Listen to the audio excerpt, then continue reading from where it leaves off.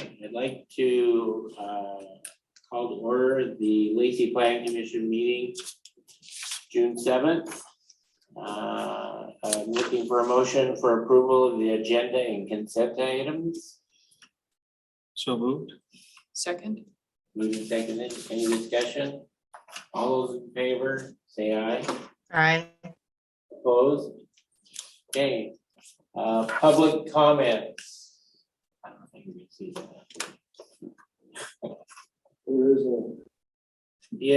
If there's somebody out there in the public that wants to make a comment, please raise your hand. You have Lisa Wilson, so Lisa, you are voted to speak. There you go. Okay, no, I didn't think I was here. I live on Glen Court, and so I think you're talking about the green belt that's right in my backyard, basically. There is an apartment complex that just went up that if I look right, I'm sitting at my kitchen table right now and I can look, and if there was somebody standing in a window in that place, I'd be able to see them. The traffic on Carpenter Road right now is absolutely horrendous. I have to get out of there and take a left-hand turn to go to work every day at the North Thurston Transportation Building. I can't imagine ripping down more trees and making. Lisa, can we interrupt? I apologize. You're speaking on something that's going to be in a public hearing today. What are we doing? This is the regular planning. It's in the same meeting, but it'll be further down on the agenda. Oh, I'm sorry. So no. No. Oh, I think I just hope you're going to stick around because we're going to want to hear you. So. Okay. Oh gosh, I wish I would have known because I had to rush home from work and I'm like all stressed out, going, "Oh my God, don't cut down my trees." I don't. Okay. All righty. So if you wouldn't mind, we'll be opening the public hearing shortly. We have a couple of public hearings to do. So. Oh, okay. All right. Thank you very much. Sorry. Thanks. Anybody else in the public that's talking other than what's on a public hearing topic tonight? If you raise your hand, I'd be glad to listen. Nothing? Raised hands. Okay. So we're going to move on to commission member reports. Gail, anything to report? No, nothing to report. Thank you. Karen?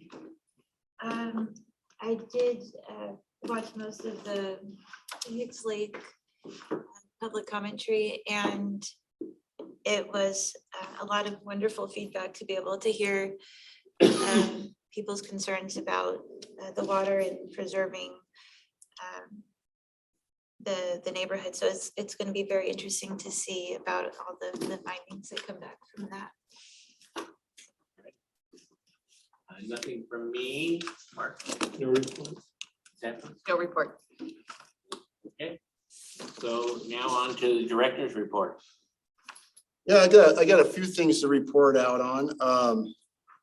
First, related to the last city council meeting, there were a couple of things that were on the city council's agenda. The first one was the council adopted a new policy for public meetings and public comments. And this is in response to House Bill 1329 that was passed in the legislature this last legislative session, requiring certain components being put in place for public comment. And most of these are going to more affect council than the planning commission, but the topics that they address is the physical location of meetings. Now that we have this virtual environment, there is now a specific requirement that when a meeting is held, there has to be a physical location attached to it. So it can't just be a virtual meeting. So for instance, we already meet that policy both the council and planning commission on the advisory boards because we do meet in city hall. And if so happens that the planning commission, we're all had to attend a virtual environment, we would still make the city hall council chambers available to the public to gather and participate in the meeting at this location. So that's one piece that was a part of the policy that the council adopted. The remote meeting attendance by members of the legislative body. Again, that's a hybrid model, so that's already been met with our current practices. Online posting of regular meetings and special meeting agendas. Again, there's no change there. Receiving public comment. This is more affects the city council. For a long time, the city council has had a policy that they would not take general public comment on anything that was on the council agenda for that evening. And of course, at the planning commission, it's always been open. You can always allow public to comment on anything on the agenda or otherwise. That policy, the council is going to be changing to allow public comment on anything that's on the agenda for that particular night, except for quasi judicial matters, which is a legal process that's tied to land use permitting and the hearing examiner role in that process, making a recommendation with the closed record consideration by council. So going forward, council will allow general public comment on anything on the agenda, except for anything that is recommended by the hearing examiner in that quasi judicial process. Then of course, meeting recordings and the purpose of executive sessions. And again, neither one, we're already doing those practices prescribed by the legislation, which is making sure that there's recordings made of the meetings that are held and posted online for viewing by the public, as well as whenever they adjourn to an executive session, that they state the purpose and amount of time they spend in executive session. And so those things are already pretty well known. I just wanted to kind of highlight that because that does come up every once in a while related to public comment and the ability for individuals in the community to speak to anything that they want to. Also at the last Thursday night's council meeting, the hearing exam or the council did consider the hearing examiner's recommendation on the Meridian Market fuel and gas project. There was quite a bit of attendance to that meeting, about 80 or so individuals. The council did work through and make a recommendation or accept or approve the recommendation by the hearing examiner on I think it was a 3-1 vote. Really what it relates to with the planning commission and with all the public discussion related to the project with the neighbor commercial zoning classification and whether fueling stations should be allowed. What we're going to look at doing is start a process later this summer, early fall, to revisit the neighbor commercial zone. And that's where it's going to probably affect the planning commission. We're going to go back and take a look at the neighbor commercial zoning classification and do a public engagement process with the community on the various neighborhood commercial zones throughout the city of Lacey and start having that conversation about what is appropriate uses in today's world related to services to the immediate neighborhood. So we'll probably, Ryan and Grant and Hans and I will start to put together a kind of a strategy for how that would look. We'll probably start off with listening sessions of some type to start the process, not start with here's some fixes, but we'll start just kind of engaging the public as best we can for those that are still interested in the topic and kind of get some feedback of what is the appropriate uses, how we should deal with compatibility and conflict. And we may even have a listening session hosted by the planning commission or suggest something like that as a process. So we'll come back to the planning commission and kind of map that out and look at a way to move forward in that conversation with the community.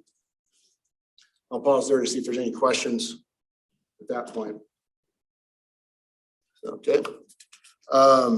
Also, you guys already kind of spoke about it before the meeting got started, but we did receive a resignation from planning commission member or former planning commission member Alan Baum. He submitted his resignation middle or early last week.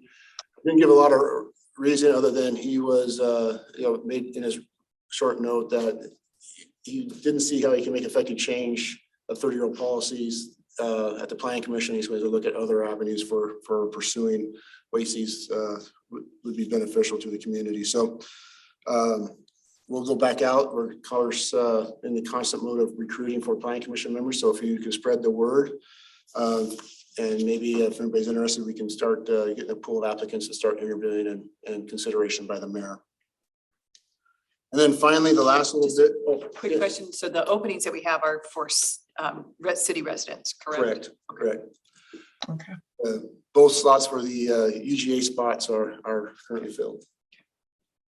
And the last time I have is we just received this morning the preliminary estimate by the Office of Financial Management. Every year they do update the population estimates for all the cities and counties throughout the state. We just received the preliminary estimate. It's for a 30-day comment period, and then come July 1st, they'll finalize that estimate. So as it relates to Thurston County is estimated as of this year to have a population of 300,500 people. That's an increase of, previous year, the county population was just under 298,000. So a little over 2,000 or almost 2,500 more population in the county. Lacey, in 2021, the estimated population was at 54,850. This year, that's grown to 58,180. So now that's finalized by July 1st. That'll be our official population moving forward for 2022. As a side note, that estimate puts the city of Lacey as the largest city by population in Thurston County with that number. So that's. Does that mean like Olympia and Tumwater is lost? No, they just didn't grow at the same rate as we have. And also we had a couple annexations that also because when you look at the county population not growing as much, we also have annexation of unincorporated. Okay, because I was looking, it was like about 2,000 difference between the two counties. Oh, gotcha. Okay, I just. And then as a side note, the city of Olympia grew from 55,960 to 56,370. So they had about 400 in population growth over that time too. The only question I might have is, any of the, I can't remember who was here that most recently heard Rick's presentation on quasi judicial, how it works. Did you see that hearing? I cannot recall. Okay, so Rick has a great presentation that he can do, but he could probably send her the, your slide. Yes, I can. And I can, and also we can always schedule a time at a upcoming plan commission meeting to go over it again, because it is a confusing process for the public. As you know, as a community sees something going through and they expect it to have some influence in it. And really the greatest amount of influence they have is working with the plan commission and the policy effort, because that's setting the rules. And then as development occurs, it's going in according to those rules. And a challenge with development regulations and implementation codes is, you know, not everything's updated every year. And so sometimes, you know, things could be 20, 30 years old, sometimes not, because they don't, you know, it's always looking at particular issues that we come through. And so sometimes things come up through development that identify, well, does that make sense today or not? And so even though the application moves forward and is vested under those rules and gets a decision, doesn't mean that after that's done, we can't go back and look at that and say, well, for the next time, does that make sense or not? Yeah. But I can give we can give a presentation at the upcoming meeting to kind of go over that as well, and those two processes between the legislative and the quasi judicial. Could we do it once we replace the two planning commission members, and maybe, because then we'd have a handful. It's a great, I would not hesitate to review it again, because it's always a good reminder to understand that. Yeah. And yeah, but I don't know how long it's gonna take. We're going to be working, I think Grant's going to be working with our public affairs office about maybe doing a 3 to 5 minute video short on that process. And so we're going to try different ways of trying to put that information together so it can be viewed by multiple people in the community. Okay. Any other questions?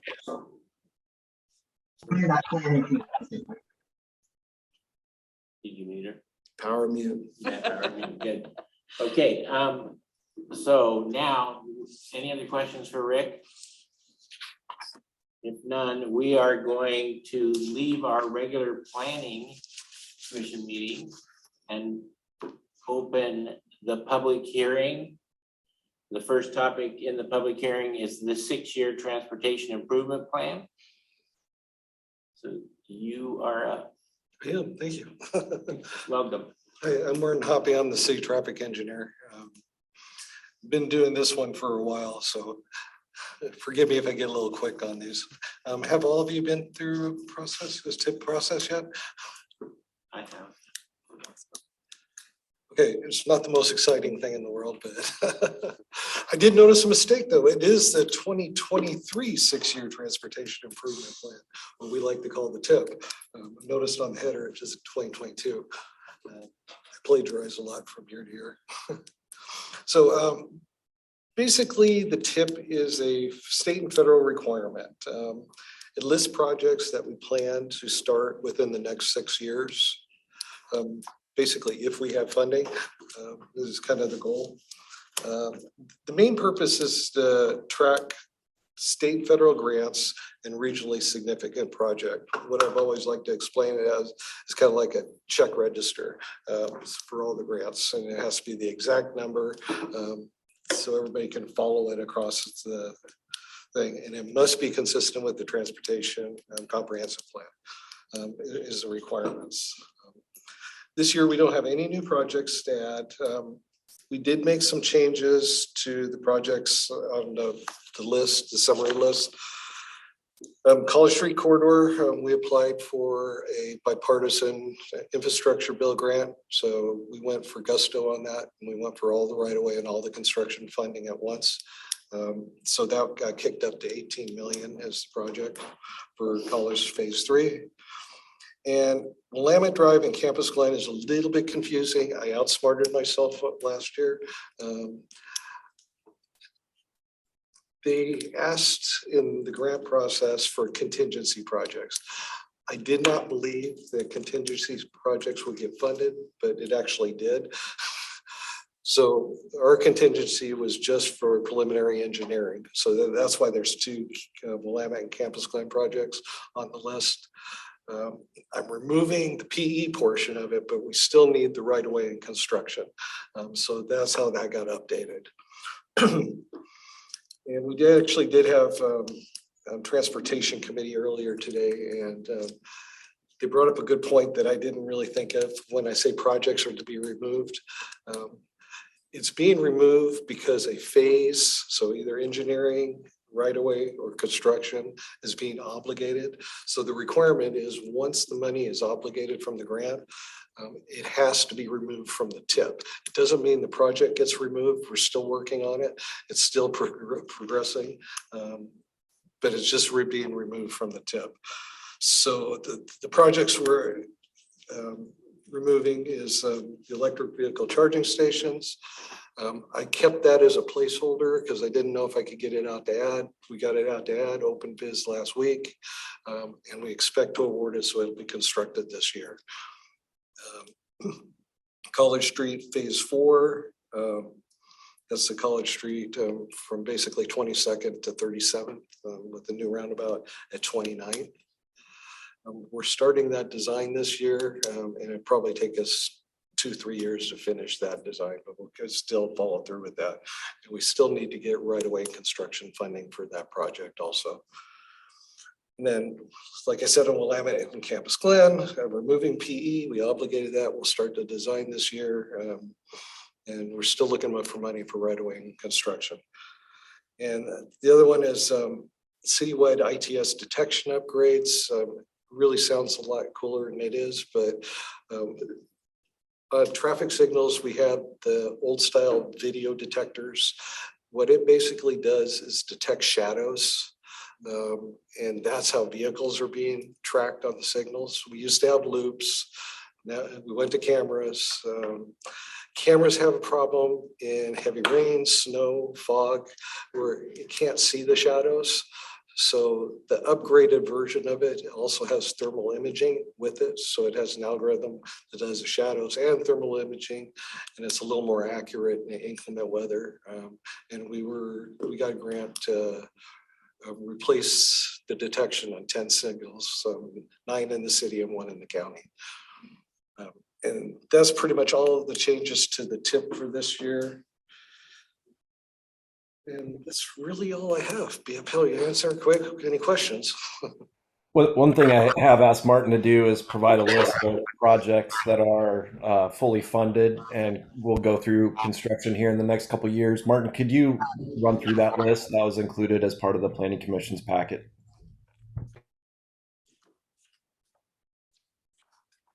It is in the packet. I saw it. Yeah, I'm reading. Okay. Page 6 of 62 for me.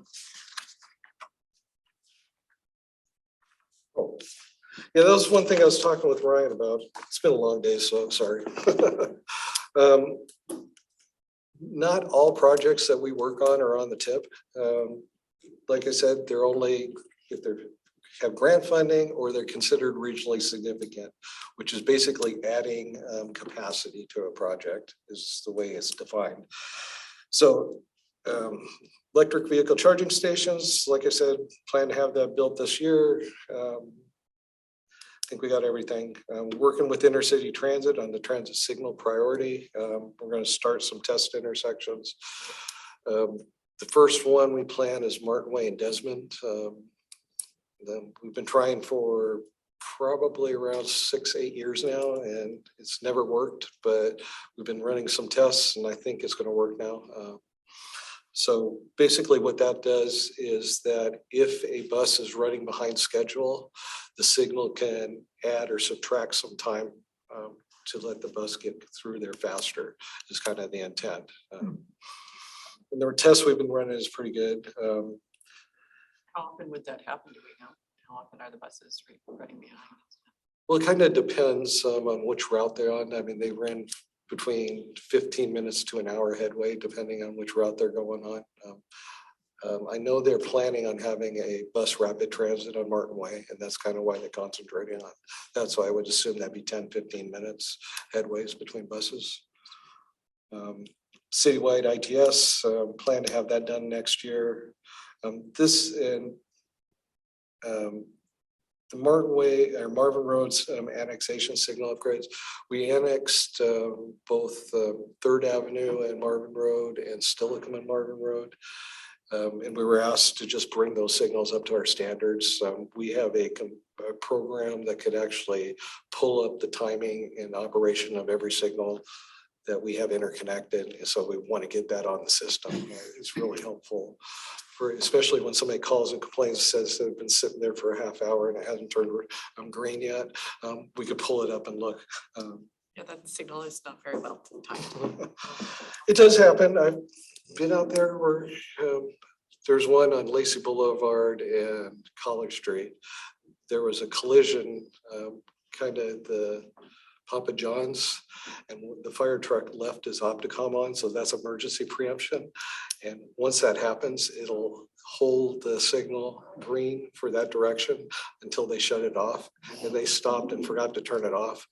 I actually had to drive down to the shop, walk over there, and tell me, strobe's still on. It happens.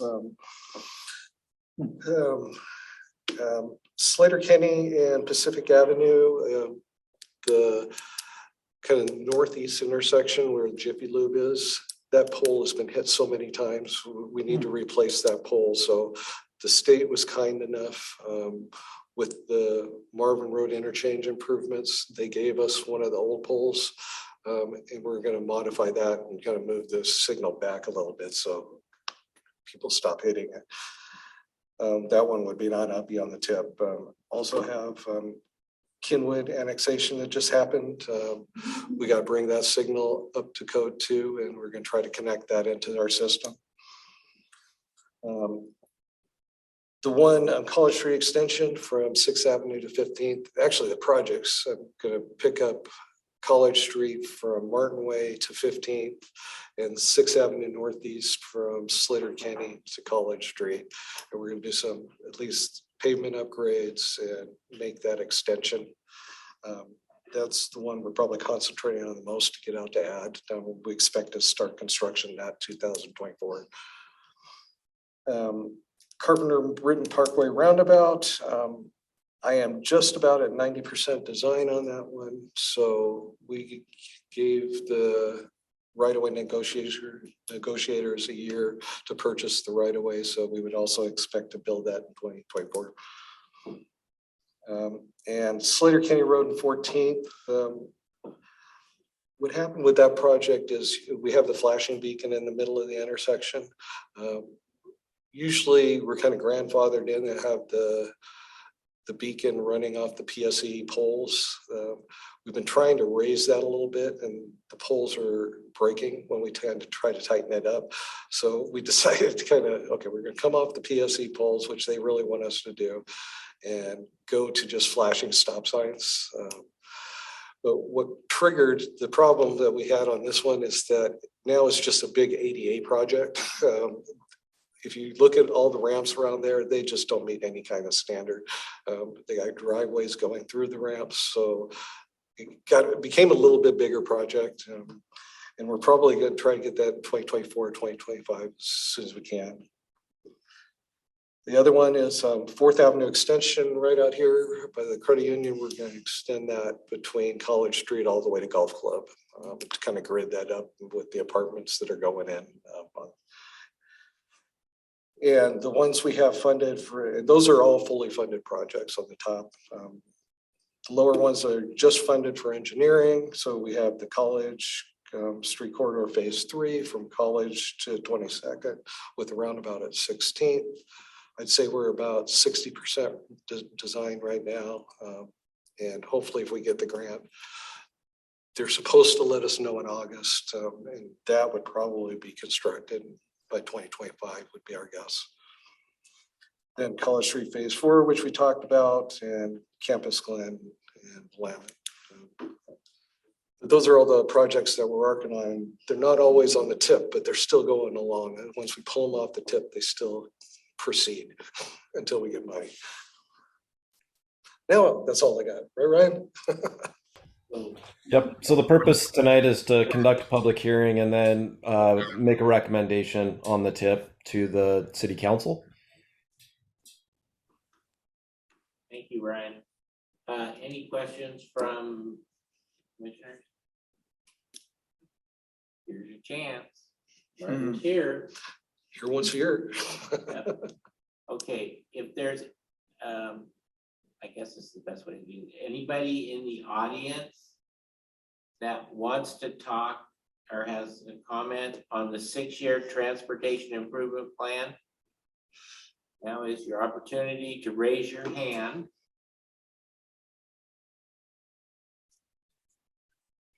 Don't see any hands raised. No hand. Okay, is there action wanted by the commission at this point? You feel comfortable voting to move it forward? Sure. Yeah, All right, so I'm looking for a motion. I would move that we move this plan forward to the city council as published. I would second. Moved and seconded. Any discussion? All those in favor say aye. Aye. Opposed? Okay. Thank you, Martin. Thank you. We will now open the public hearing for the 2022 comprehensive plan amendments. Ryan and Hans are going to do this, I assume, and let's go by each project one by one, and starting with the Carpenter Road rezone project, 2245. Hi, everyone. Can you hear me? Wonderful. So I'm going to give a quick overview of this project. This meeting is intended to be both a public hearing and then an opportunity for the Planning Commission to either hear testimony and make a recommendation or schedule a future follow-up session for further consideration. But with that, I will see if I can share my screen. Okay. I'm going to send everybody on a goose hunt here. Let's see if we can do it. All right. So this is a short little slide deck pulled together. The project site is located on Carpenter Road. The address is 456 Carpenter Road. It's located here where this orange block is. For reference, City Hall is starred right here where everybody that's physically there tonight is sitting.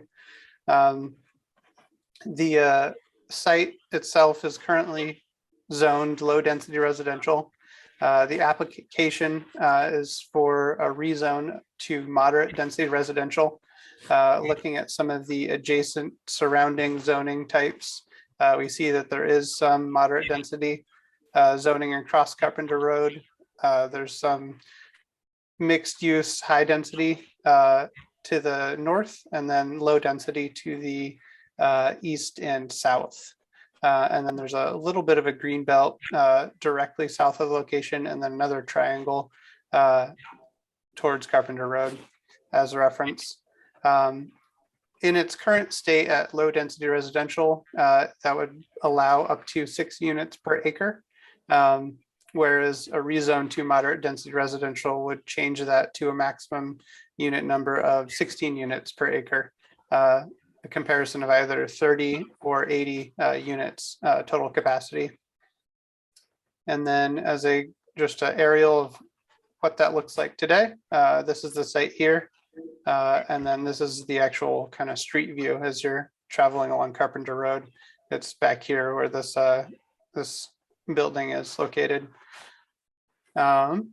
With that, I will go back to the main screen if I can. There we go. So we did share a staff report with everyone. In that staff report, it kind of runs through the background steps that we took, the public outreach and engagement. We did meet directly with Aldea Glen HOA, both the president and treasurer, and they had an opportunity to actually meet with Jeff and Kathy Powell and have a discussion about the proposed rezone and share ideas and thoughts on that. And that summary is all included in your staff report. We also did receive one email regarding the rezone itself. I believe that was also forwarded to you guys earlier today by Leah. That one expressed some concerns about the trees and just apartment development styles in general. Initially, that email was actually addressing a site further to the north. So there was a bit of confusion there. But the general sentiment was a concern around trees and just apartment buildings in general. I believe you both have those. Yeah, so I think that's a quick summary of what we're looking at today. I believe Jeff and Kathy are both there as well. So if anyone has any questions they want to direct their way, feel free to do that. And I think I'll open it up for you guys and any questions they may have. We weren't able to access that email or public comment. It wasn't. Yeah, it was a bit tricky to get to. Oh, my apologies. We will resend that to you, and I can give a little bit lengthier of a summary of what was in that email. The bulk of the email was actually directed at the site directly to the north of this one. There was some confusion when the public notice went out in reading what the address was, I believe. That's just my estimation at this point. So after that clarity was provided, there was a one-line response email that said, here, I can actually read it to you. P.S. No, I would not feel comfortable with the tree removal and building of apartments there, but I may just sell out anyways. Was the entirety of that follow-up response. But we'll get you the full thing and also the staff response to it explaining the differences. The initial email also had higher concerns over the high density mixed use, which the zoning type is farther to the north of the location. So there was an explanation that this is only moderate density residential that we're looking at. And I think that may have addressed some of those concerns, but we'll get you that so you can read through that as well.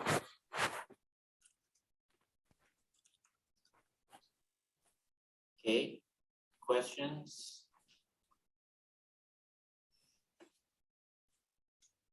No. None?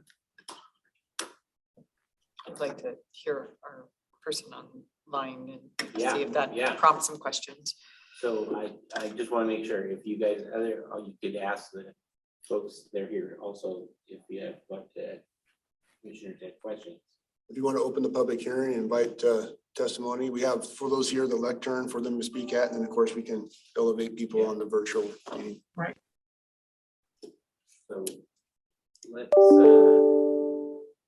let's open up for comment from the public.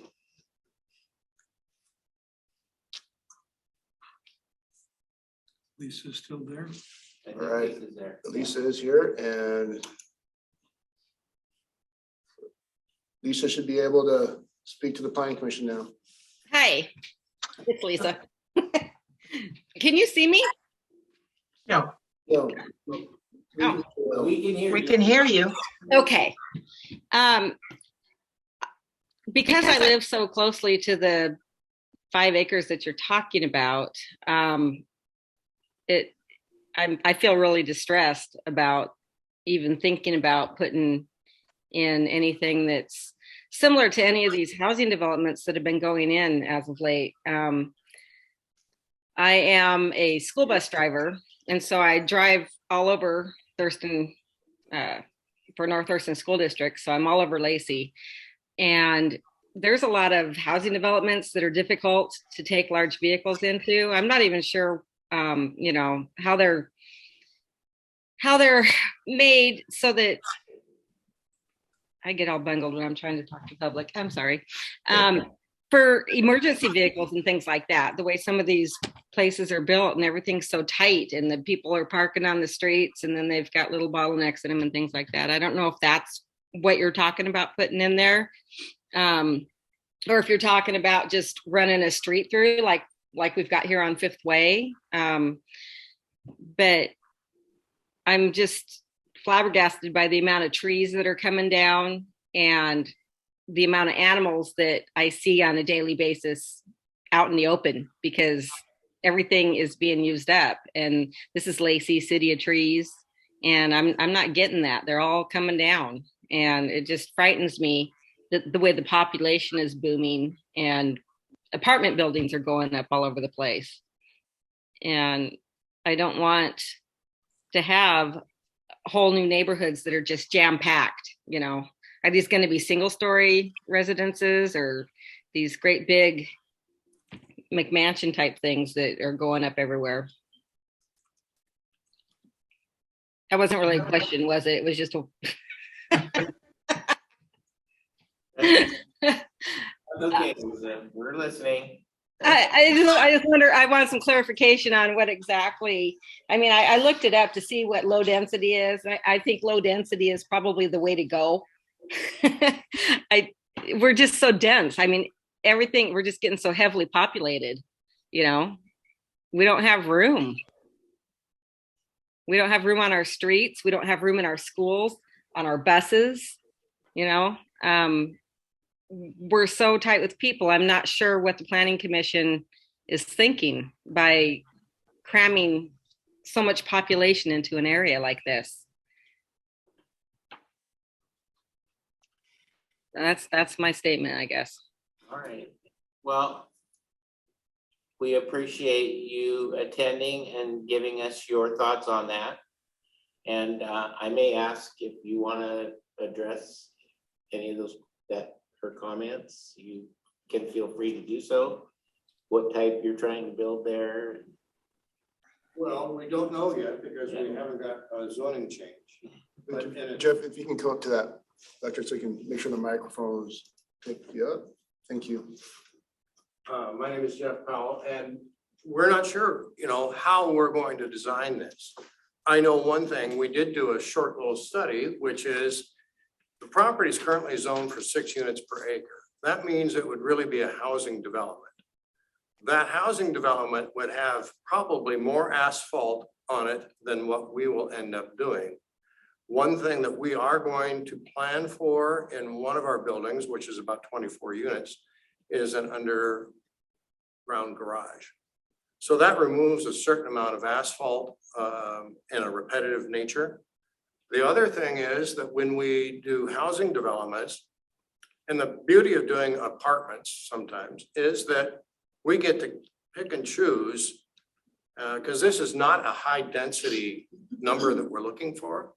where we are going to leave trees. I would dispute, because I know how many trees are on this property, that we are probably cutting as many as people may think.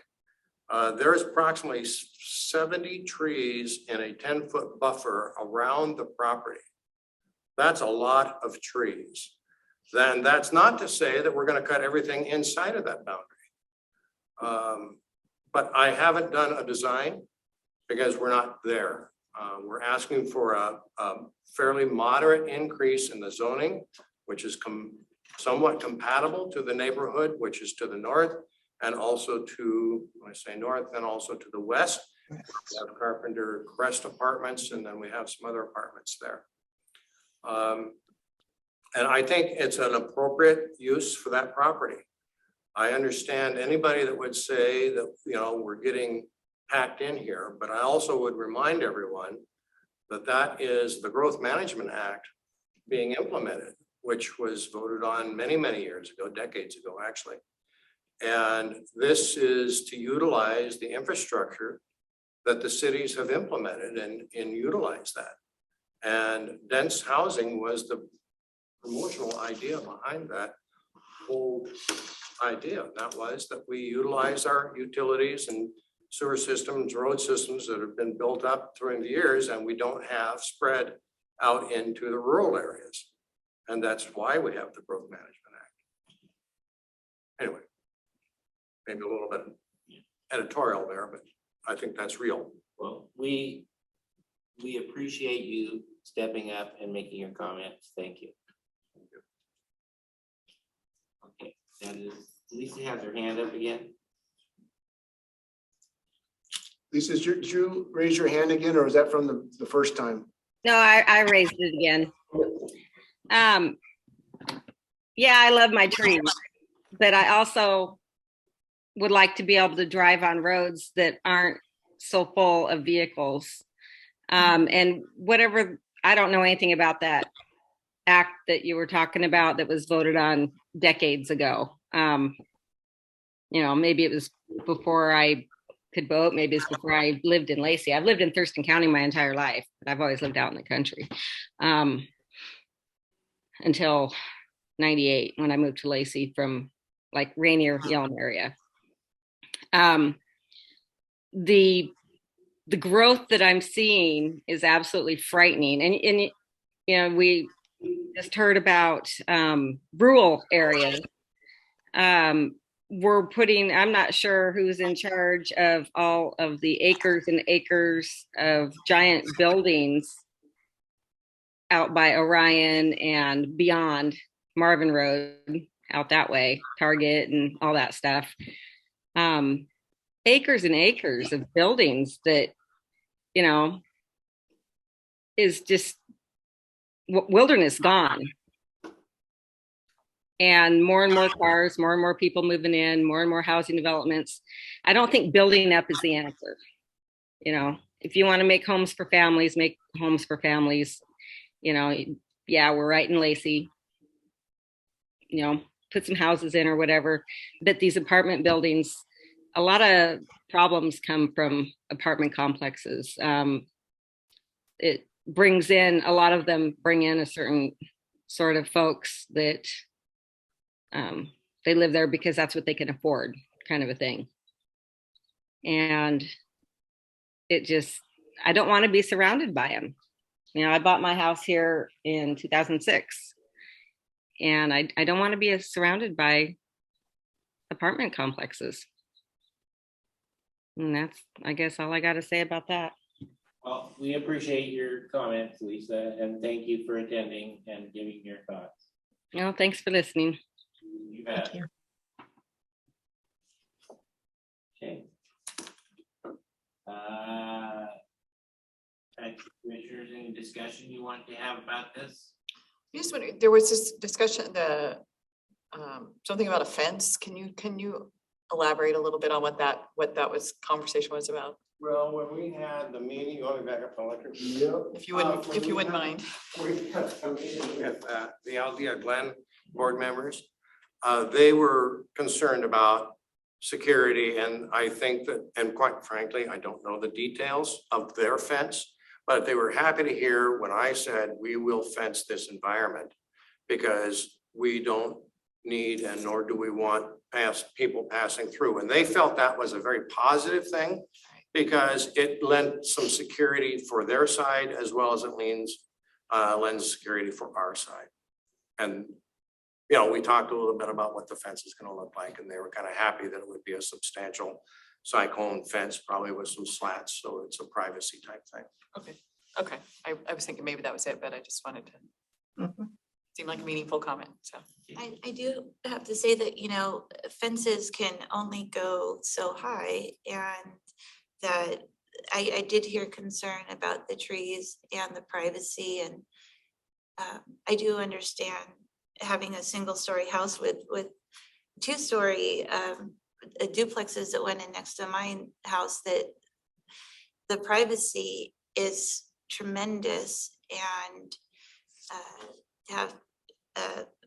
it is nerve-wracking to have something that's tall going in next door to you when you are at a lower level. But I also see the need for affordable housing, and wish that, you know, affordable condos or something where people could have starter homes. I mean, it sounds like there's so much potential with this property if there is an increase, and if it's done respectfully to the existing people around. So I appreciate that. I heard people's comments and some excitement about a coffee shop or something in consideration of a property, but I wasn't quite clear on the triangle property that they were mentioned to the driveway to ease traffic. Do you have a map that you can share Yeah. that shows a Yeah, profile of the map? Hans can bring that map up again. It's a very small piece of property, 2,900 square feet. And it's kind of a leftover from when the road was improved 15 years ago. I think it was 10 or 15. Rick, you would probably know better than I. But and I'll point there, Hans is pointing out, can you guys see what he's yeah. pointing out? That's Yes. approximately 2,954 square feet, according to our surveyor. And it is not ours, and the city says it's not theirs. Aldea Glen believes it's theirs, and according to title, that would be confirmed that it is Aldea Glen's. And so what they want to know whether or not we would purchase it, and because they don't want to take care of it. If I looked at that, and as somebody that's thinking forward, I would think that if we did purchase it, we would have very little use for it because it really doesn't fit into anything because it's a weird shape, but it also may make a very nice bus stop. Now, I'm not just off the cuff here that I would say that, but I think that might be an appropriate use for it. And we could probably work together with the city and city transit to maybe accomplish that. That's something too, if it's a bus stop, that we'd have to go work with intercity transit for appropriate location, spacing, those type of things. But that would be something that would be coordinated, if possible, with intercity transit and the city of Lacey's transportation department as well. Well, it may also be used for a bus stop for school buses. That's true.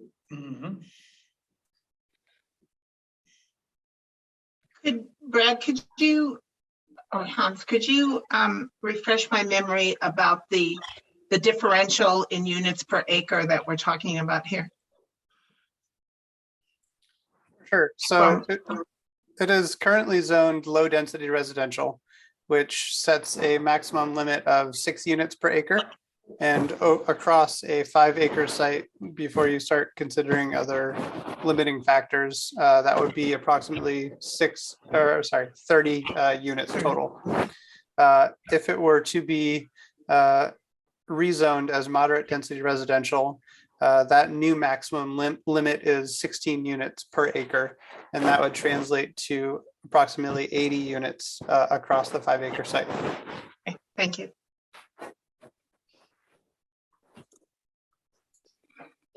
Is it appropriate for just me to make a comment? Well, you still have the public hearing portion open. Oh, sorry. You want to close the public hearing? She has her hand up again if you wanted to. Oh, she has another- Okay, let's hear what Lisa says.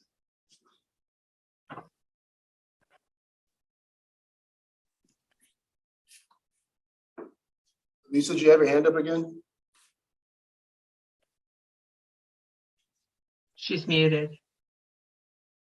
There we go. I was trying to unmute. Thank you. Sure. I just wanted to point out on the pictures on there, you can see my house. And you want to put the bus stop right on the, just, I'd be able to see, my thing is, I've already got people that walk on this wall and look over my fence. And this weekend, there were some guys that were walking between the wall and the fence. And I just feel like if you put a bus stop right there, it's just going to make things worse. There's going to be more people hanging out. We've got a, I don't know what he, guy or what, or homeless guy or what. We've got a guy that likes to sit right behind one of those lavender or pink water. They have something to do with the water pumping station. That's down here on Aldea Glen, or on the, on the court down here on Glen Court. It's already, we've got crazy people trotting up and down. And if you put a bus stop right there, it's just going to get worse. Well, Lisa, that was just a comment made. It wasn't that. It's not a decision. Bus stop there. Yeah. Okay. About the viability. We were trying to find a place to maybe pull your bus over for you. Yeah. Yeah. Well, thank you, Lisa. All right. Thanks. Thank you. So we're now going to close the public hearing on the Carpenter Road rezone. And it's in the commission's hand to move it forward, or if we need more information. So what is the wishes of the commission? Personally, don't feel I'm prepared to move it forward. Just as a comment, I would really like us to make zoning changes that would increase the opportunity for affordable home ownership. And I'm not sure this properly addresses that, so I'd like to talk through that as far as some other opportunities in the city that could allow for us to approve this and still consider something like that. But I feel that's a missing element for me that I'd like to talk through. Okay. Any other commissioners' thoughts? If the zoning does change to moderate density, is there a point at which the height of the structure could max out? That would be like limited to a 2-story building or a 3-story or a 4-story building? How would that impact the nature of the neighborhood or the current? I would direct that to whom, right? Who would answer that question? Ryan? Hans will be able to talk about the zoning classification and the current height element, and then also potentially about design review guidelines for privacy and those type of things that are built Yeah. into. Yeah, I know there are some rules, and there are some rules that guide how close to a property line and height and that kind of thing. Hans? Yeah, absolutely. So there are definitely height limits for each type of zoning. So moderate density, I'm actually bringing up the chapter here because I don't have that number off the top of my head. But I do know that there are limitations on how tall.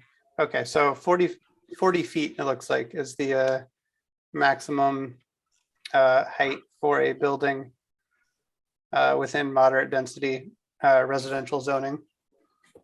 And then was there a question about setbacks as well? Well, I just think it's worth addressing that how high and how far off the property line based on height. I don't know what the rule is, but Yeah, so the height is 40 feet. And the other things that I can say is that this is purely really a rezone application at this point in time. So a lot of those, so anything that would be proposed in the future would have additional opportunities for review to get into a lot of the specifics and making sure that anything that is proposed not only kind of addresses what's written in the code, but really also factors in and considers the surrounding area and make sure that those privacy concerns are addressed in that design once we have an opportunity to actually look at a specific layout for a site. So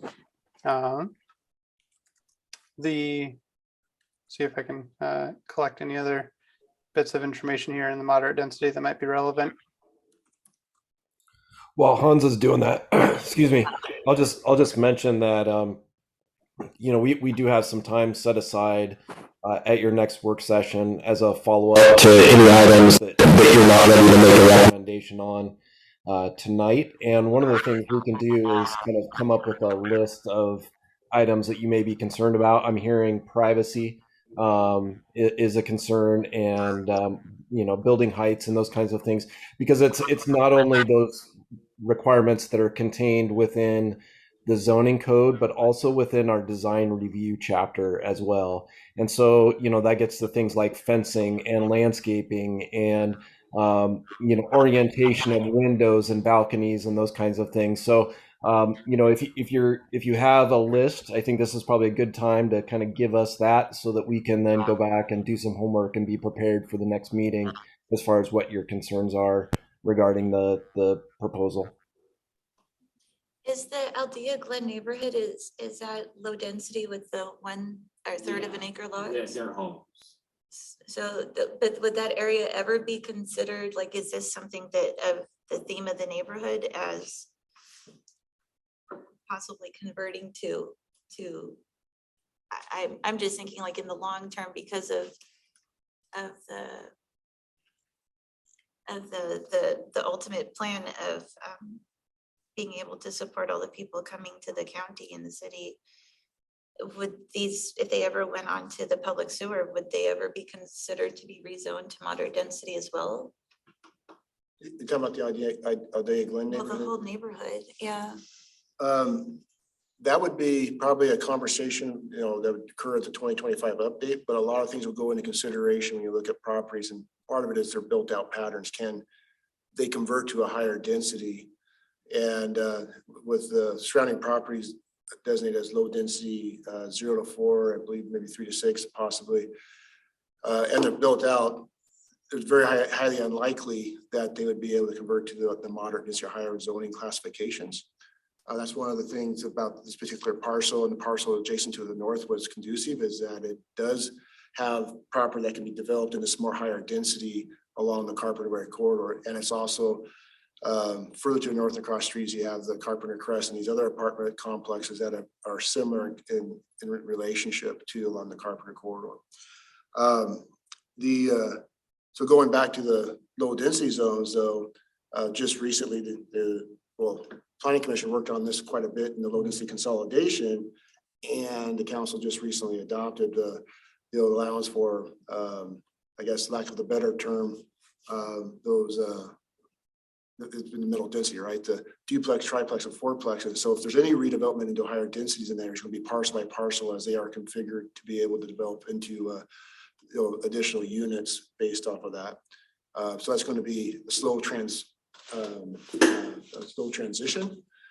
But so go back to your original question, there's highly, we have to take a look at the whole land use space and what's the built environment look like and what's it conducive for moderate density rezone. Because if it doesn't have a potential to develop in that higher density component, it doesn't make any sense to make those compound amendments. But that'd be something we could do as a holistic review with the 2025 update. Okay, so hold on, just Sure. don't forget, Mark.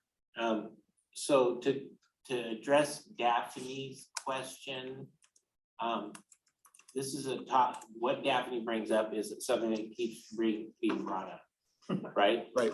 And so how does her question relate to this whole piece here? Well, there's a couple of factors. I mean, it is a conversation of how we get more variety of housing units. And we had an experience for a lot of years, starting in the 90s, of a lot of single family detached home expansion. And we didn't have a lot of, if any, multifamily or higher density condos, those type of things come into the market during that time. It's only since we've had that complete build out of all the available lands for single family detached, and we start to see now this movement towards the multifamily higher density type homes, which is all kind of in line with our competency plans and our housing action plan and those type of things. So we're starting to get more variety of housing units, even though in the last 3 years, it seems like it's all been multifamily. If you look at it on a longer rear view mirror perspective, it is catching up to some of the type of units we haven't seen for quite some time. But again, going back into we're seem to be in this middle, the spot of market rate, single family detached. That's not attainable for first time home buyers or empty nesters looking to downsize, or the moderate to lower incomes. And we have the rental market, and we still have to look at how we can facilitate that other type of housing. So it is a legitimate question and something that is well worth talking through. As it relates to this particular site, you also have to take a look at, well, what's this property best suited for? If you have Carpenter Road with a transit, is it make sense for this type of redesignation to occur here because of all the utilities are there? Transit, transportation services, those type of amenities as well. And so balancing that with, if you're looking at lower density and single family ownership, is this the best place to reach that? Or is it something we should probably look at as a more strategic effort? So, but it's well worth to talk through, and we can bring back some additional information. I was also going to mention that, you had recently kind of, as a planning commission, discussed looking at what properties are available across the city for low density residential development in particular. And Hans is actually working on pulling that all together right now, and we'll be able to present that at the next Plan Commission work session, which will go through what's available from a low density single family perspective in the city limits right now, which may also help inform your decision for this project as well.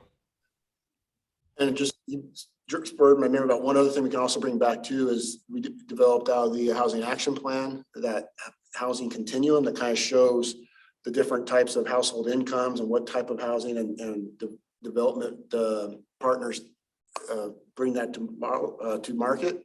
And so we can bring that to kind of perspective, because just because we look at trying to find that starter home or smaller cottage style housing doesn't mean it's necessarily going to come in at a lower cost. It's going to still come in at market rate unless you have some other factors at play to help incentivize the lower income models. Okay, Mark. He answered my question. I share Daphne's concerns too. We've talked about this repeatedly over a number of years, this desire to have a different kind of entry level home for people to buy into. But this is a zoning issue, right, that we're talking about today. I'm not sure if we change the zoning to medium instead of low, that's not necessarily going to change whether people are building condos or apartments. Is it? I mean, how do you prevent someone from building an apartment complex when no one else is coming along and saying, I want to use that property to build condos? But I wish there was a way that we could incentivize that, but we haven't gotten there yet. But I know what you're talking about, because it's not just people entering the market, it's people, as you mentioned, Rick, that are retiring that want to downsize a little bit, that would open up another home for another family. Yet we don't seem to have that. Yeah, that's my concern too. Is like I hear everything about what we're saying, and it's like, yeah, there's got to be something, but I know that we're waiting on the state to do certain things to maybe change some condo liability laws and all sorts of things going on out there that are out of our control. And so I just want to make sure that we kind of understand what we can do and what we can't do, basically. Well, that's why I think kind of the inventory conversation I think is relevant, because if we convert all of these and what goes in as apartments, and then maybe in some future time, what land will be left where we can do some interim types of housing types. And so I think as long as we can have that kind of conversation and see what is available in Lacey, and that's what we're about planning. And so will there be an opportunity to make a difference planning wise, knowing what that inventory is? I think the longer, my comment would be, the longer we wait and kind of move that somewhere, I don't know where, but the less is gonna be available. You are correct. Anyway, so any other comments? Okay, Hans, Ryan, do you have everything you need? I think so. Thanks for a great discussion, and we'll follow up with the next meeting with some additional information.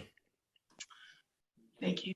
I'm just gonna say, I know how Daphne feels there, but I'm just gonna say, open up for a motion to move this forward to the council.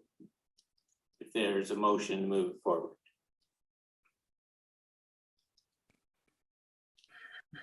Question of Daphne, is this something you would prefer that we still have a later discussion on? Or are you ready to move forward? I'd actually like more discussion. I'm not prepared to like make a decision. And so I would actually like more discussion about it and just feel I can make a more informed decision. But I respect the planning commission. If everybody obviously wants to go through and we need to vote, then we'll do that. That's why I'm asking for the motion. I'm trying to give everybody an opportunity. Would you entertain a motion to table this till the next meeting? Yeah. So are you making that motion? So moved. I need a second on that. I would second that. Motion and a second. Any discussion?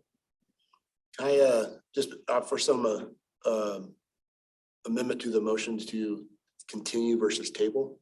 Yes, sir. Oh, yeah. Yeah, continue it. Yeah. So we'll reword that to continue. If you both are amenable. Yes, sir. Okay. Any comments? My comment would be, I think it's important that we not wait very long. They've applied for this, and we've been talking about it for a couple of long months. So if we could get this discussion taken care of either the next meeting or the meeting after that. Absolutely. I think it's respectful to do so. So there's a motion and a second. All those in favor say aye. Aye. Aye. Opposed? It carries. All righty. So now we will open the public hearing for the water system plan update. Is Ryan doing that? I believe that will. That's going to be Brandon McAllister. Brandon, are you available? Yeah, he's there. There he is. Yep, I'm still here. Okay, so I can give you just a real quick synopsis what the water system plan is. I know we've kind of talked about it in the planning commission before, but so this is the water system plan is basically the comprehensive plan for our water utility. So this is a State Department of Health requirement that we update these on a 10-year cycle. And what we do is we look at demand projections for the next 10 and 20 years, and, look at our system capacity, update things like our water quality monitoring plans, our capital facilities program, all these sorts of things. So the primary updates here, we're updating our existing 2013 plan. So in this one, the big updates are generally focused on demand forecasting. So we've worked with TRPC to figure out which areas of our system are going to grow and how much. We've gone through and analyzed our various sources primarily for water production capacity.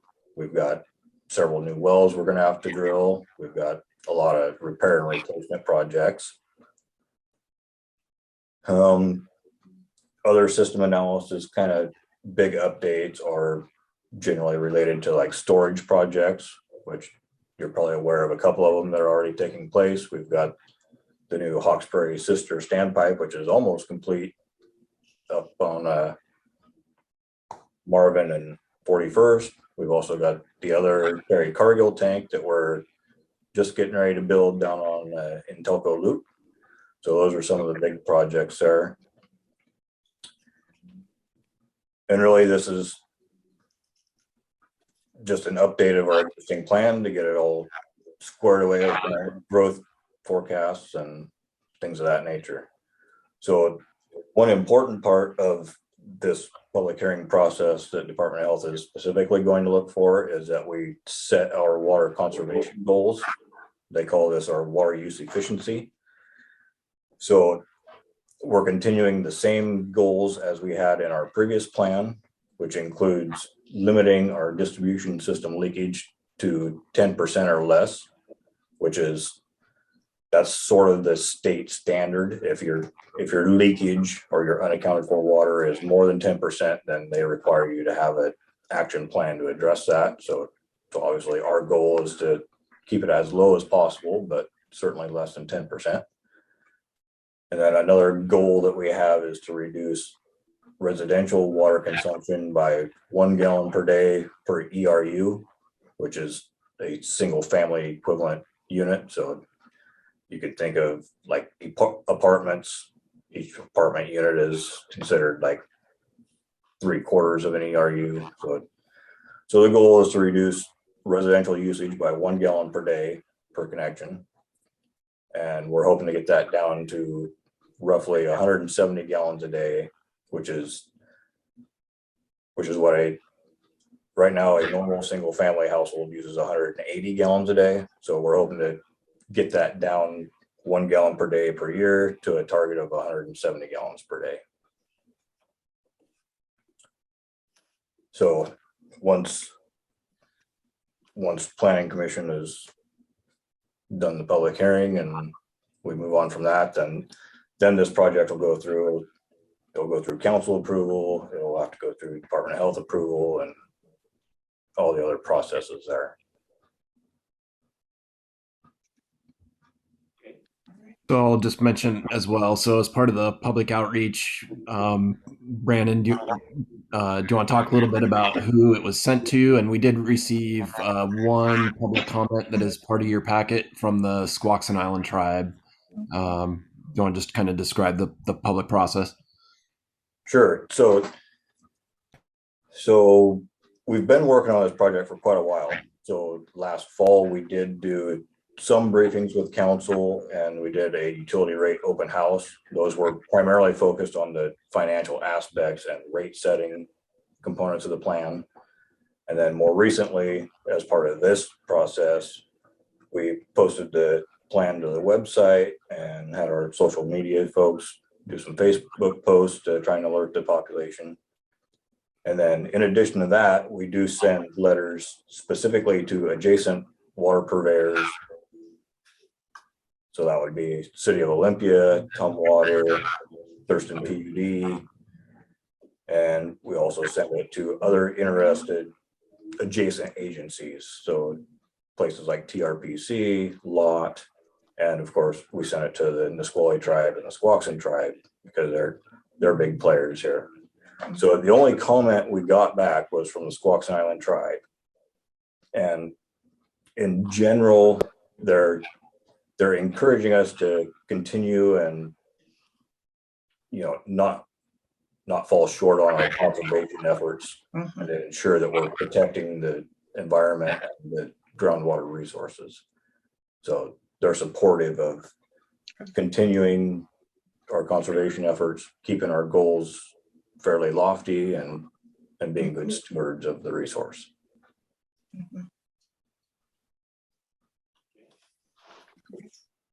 And I don't know if their comment letter was included in your packet or not. Yeah, I can share it if you need to. We have it, I think. Okay. It's here, yes. Okay. Anything you want to add, Brian, other than what you've already done? Nope, that's it. Okay, and is there any public that would like to make a comment on the water system plan update?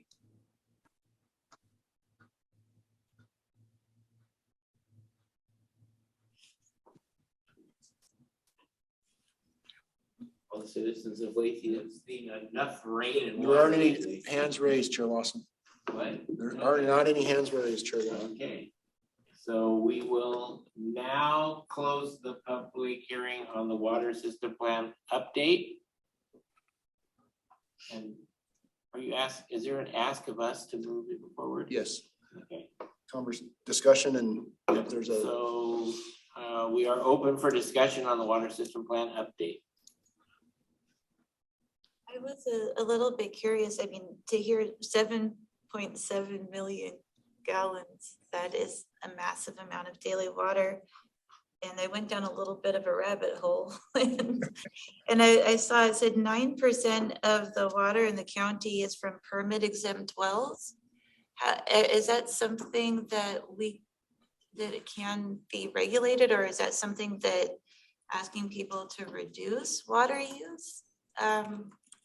That we could actually encourage people to reduce tapping into the well water, or into honor, encouraging people to plant these native trees. there's two things that factor in here when we talked about the Growth Management Act, setting up the urban growth areas, and inside the urban growth areas, your rural or your urban area, urban densities, and water systems, and those type of urban services.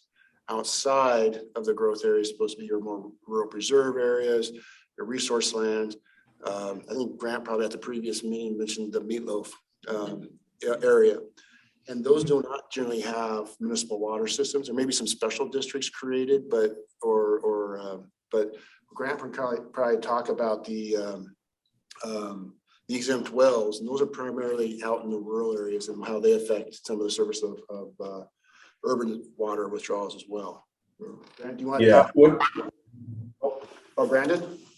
Sure. Well, so there are a lot of exempt wells, even kind of encroaching on some of the urban growth areas, but a lot of those are existing grandfathered in wells.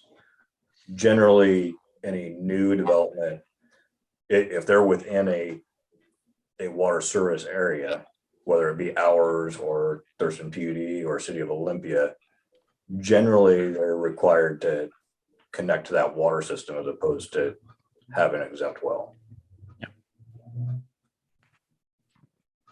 And to build on that, and Brandon and I did not coordinate our shirt color before the meeting, but we done good.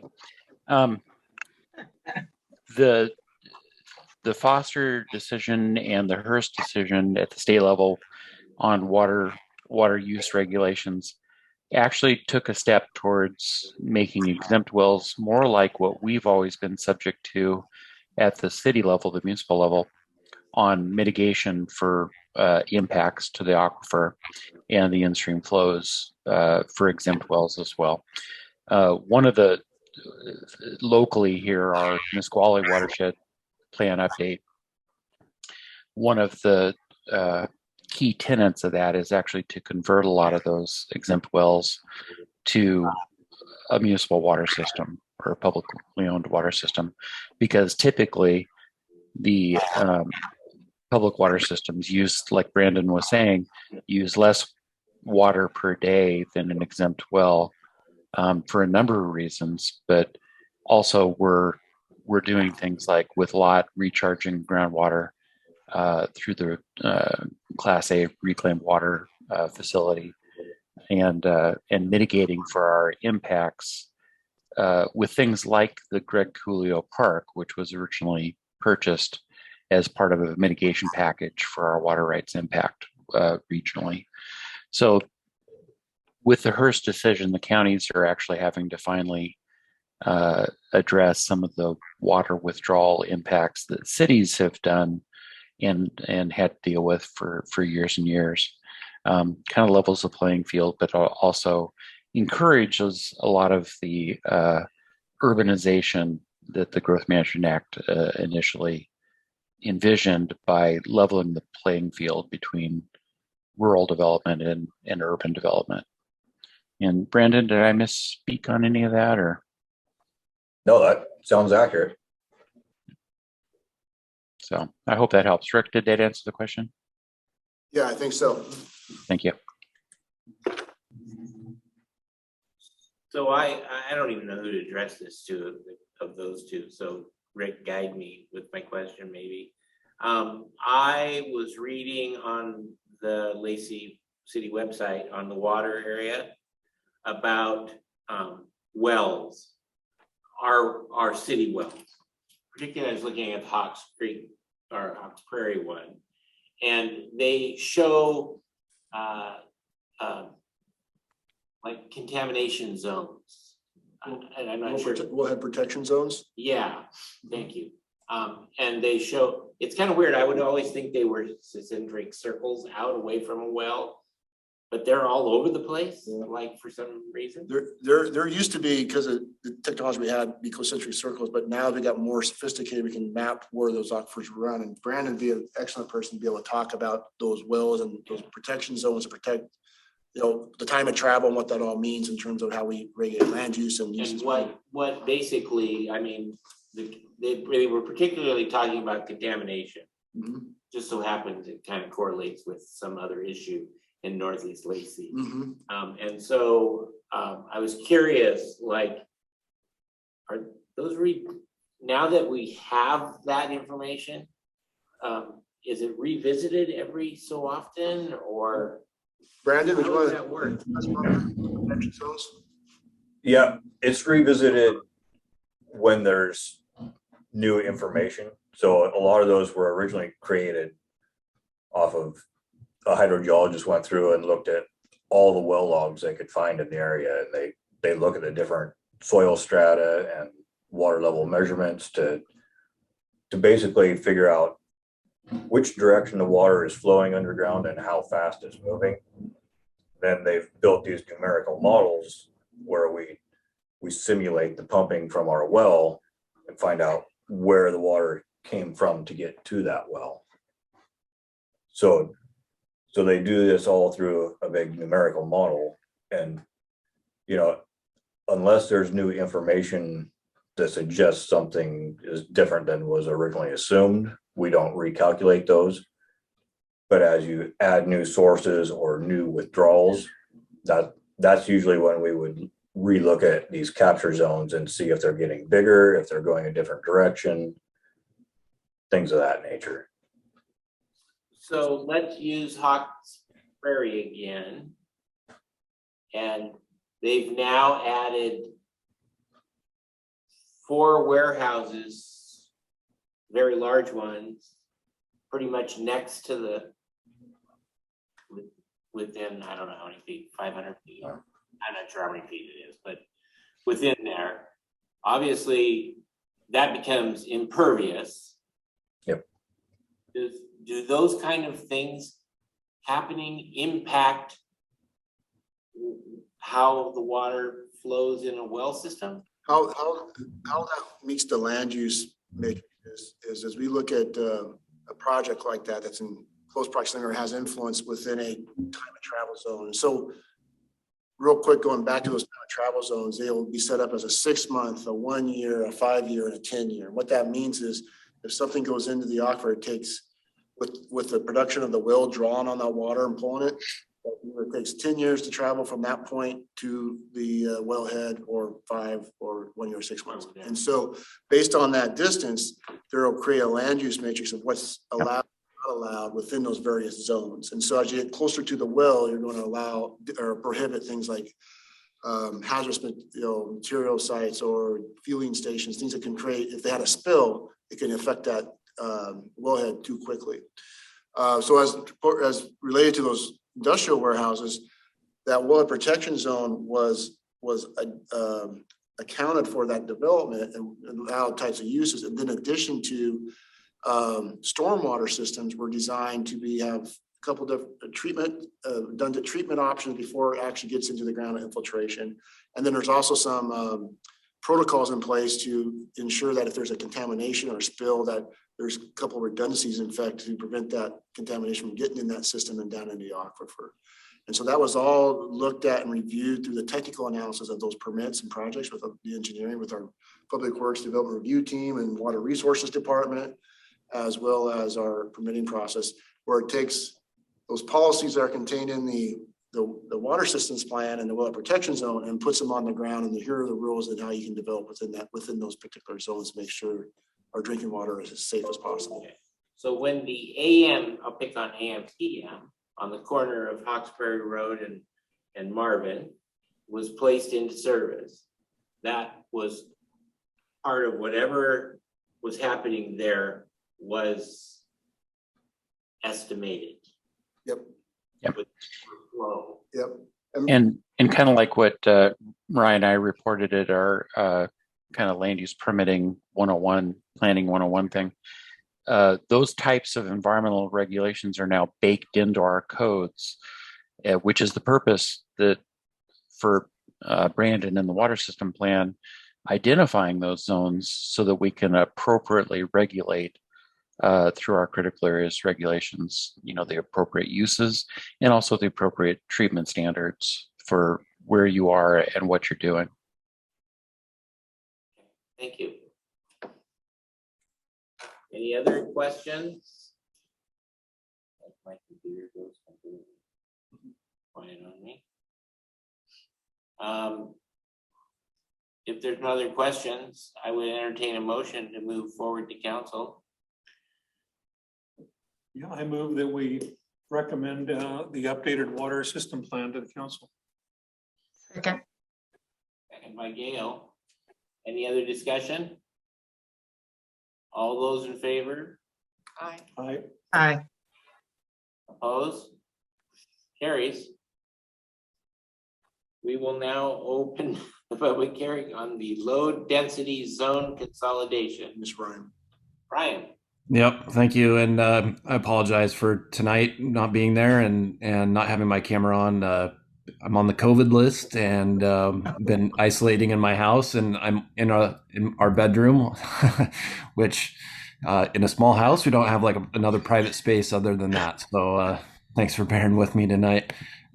So this is basically the house looking idle in front of you. So as you remember, earlier this year, the council adopted several housing action strategies, one of them being there were several, but one of them being the low density zone consolidation that was mentioned earlier tonight. What that low density zone consolidation did was take our two existing zones, our two existing low density zones, low density 0 to 4 and low density 3 to 6, and combine them into one. That was done through revisions to the zoning code. And so what we need to do is actually catch up with our zoning map at this point. And that does require a comprehensive plan amendment because our zoning map is adopted into our comprehensive plan as the future land use map. So this really doesn't change anything as far as people's regulations. We're already regulating under the new low density zone and have been since the beginning of the year. This is really just kind of a formality to change the zoning map to low density from those two low density zones. And then the last thing I'll just mention is this just only does apply to the Lacey city limits. At some point in the future, once we've gone through the joint planning process, this would apply within the urban growth area as well, within the unincorporated portion of the growth area. But just for sake of clarity, right now, this only would apply to the Lacey city limits. So with that, be happy to answer any questions you might have.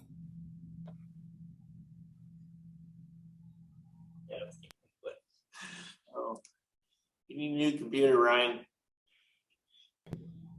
I'll second that. All in favor?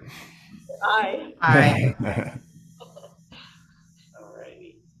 Any questions for Ryan on that? Housekeeping. Any comments from the public?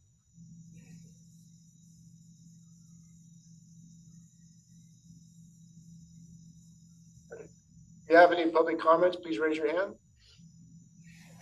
Don't see any hands, Chair Lawson. Okay. We will then close the public hearing on the low density zone consolidation. And I would entertain a motion, or if you have more discussion. You need to discuss anymore? Okay. I'll entertain a motion to move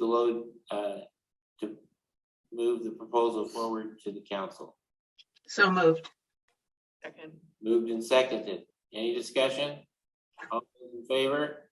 Aye. Opposed? And now we're looking for communication and announcements. We would like to communicate with Rick Walk that Ryan needs a new computer. As soon as possible. Okay, that being taken care of. Anything else? Hard to come back from that, isn't it? Keep them up, quiet to myself. Yeah. Okay, well, our next meeting is June 21st. Same time, same location, Which day? June 21st. Okay. That's what it Very says. good, yeah. I hope it's right. That's true. It is correct. June 21st, 6 o'clock here. Zoom out to the world. Okay. Any other comments? As usual, I thank you for your service to the planning commission. And we are adjourned. Thank you. Bye. Good night, everybody. Good night, everyone.